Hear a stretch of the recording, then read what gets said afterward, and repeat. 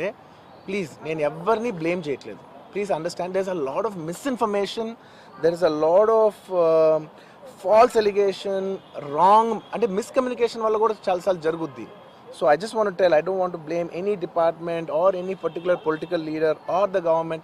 In fact, government though we are very very happy because మాకు theatre special prices ఇచ్చారని we are actually very happy with them. So ఇది ఏ ఇండివిజువల్కి సంబంధించిన విషయం కాదు. I just want to address everybody that there is a lot of misinformation. నేను ఇలా behave చేశాను, నేను అలా అన్నాను, నేను ఇలా చేశాను అనేది రాంగ్ ఎలిగేషన్స్ పడేసరికి I'm feeling extremely, how do you say, అంతే extreme. It's humiliating and character assassination.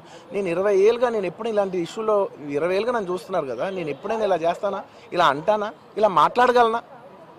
అలా అన్నప్పుడు చాలా బాధ వేస్తుంది. ఎందుకంటే ఓకే అది ఫ్లోలో చెప్పచ్చులే, అది ఇట్స్ ఓకే.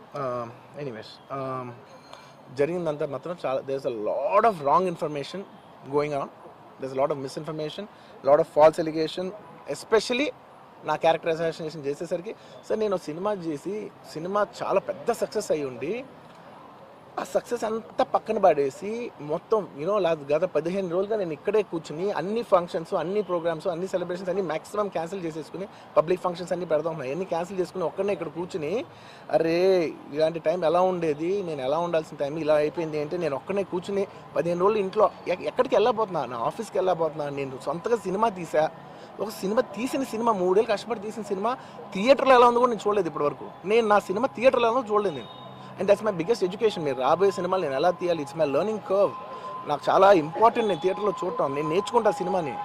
నేను మీకు నెక్స్ట్ ఇవ్వాలంటే సినిమా నేను అలాంటి నేనేం చెప్తున్నానంటే ఇలాంటి టైంలో కూడా నేను ఒక్కనే ఇంట్లో 15 రోజులు కూర్చుని అరే ఇట్స్ ఓకే అయ్యేది ఇట్స్ ఓకే మన తప్పేం లేదు అంటే డైరెక్ట్ ఇన్వాల్వ్మెంట్ లేదు.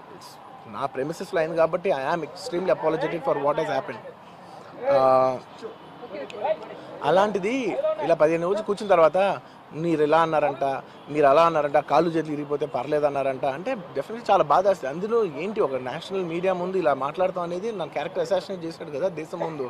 అరే నేను కష్టపడిందే ఈ 3 ఏళ్ళు తెలుగు నా ఆడియో ఫంక్షన్ చూడండి నేనేమన్నాను, నా సినిమా చూడండి అది అన్నాను, నేనేమన్నాను, అరే మన తెలుగు పరువు తీసి ఎక్కడో నిలబెడదామని ఒక అటెంప్ట్తో చేశాను. అలాంటిది నేను అంత ప్యూర్ ఇంటెన్షన్తో చేస్తే నేను ఇలా చేశాను అలా చేశాను నా మీద ఫాల్స్ ఎలిగేషన్ నాకు ఎంత బాధ వేస్తుంది.